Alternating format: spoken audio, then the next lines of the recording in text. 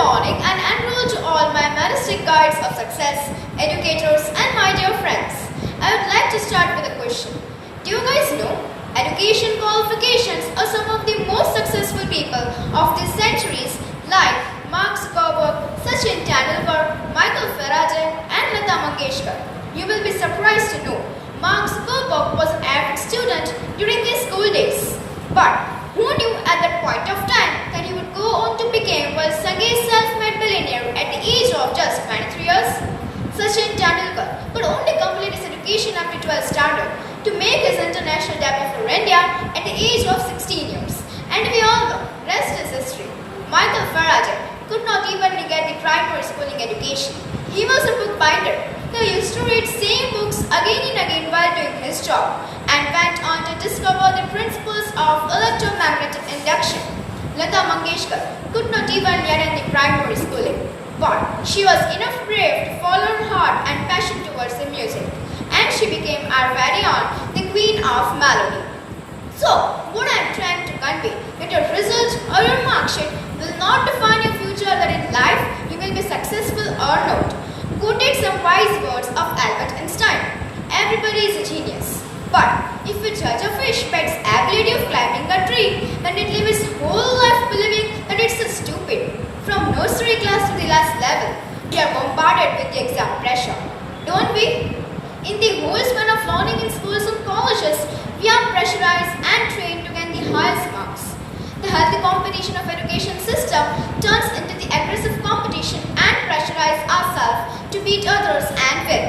Majority of guardians in India are just focusing their attention to pressurizing their child to gain the more and more marks. But the main question that arises here, that marks are the only criteria for judging the knowledge and the skill of the student? Only mugging up the concept can put a child into a big trap in their career of their choice. For example, if on the basis of the marks, a student chooses the science stream and one of the science concept is not clear, then he might get problem during his job application.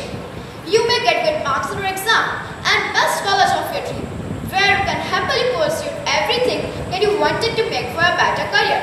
But remember, life is all about experiences. Life do not go on the basis of your marksheet. Steve Jobs, who was a college dropout student, who went to establish Apple Inc., which grew from just only 2 of them into a $2 billion company with around 4,000 employees within just 10 years. In his speech at Stanford University, he said, "Your time is limited, so don't waste it upon someone else's life. Have your courage to follow your passion and intuition. They somehow already know what you wanted to truly become. It's okay if you do not get the really good marks. You might be good at something else.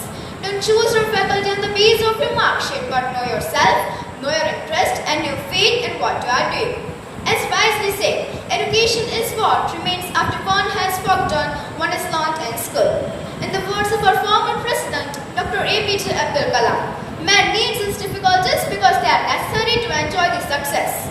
He always said, your prospects can make a huge difference. In order to support his poor family, he uses to distribute newspaper after the school hours. He used to get average marks in school. But he was a hard-working student with strong desire to learn and discover. He even refused to become the pilot, but never lost hope and latterly came to be known as the Missile Man of India. His life is the clear example of what when we deal with our problems positively. Today's education in Finland is at the top level. It just focuses on learning rather than testing.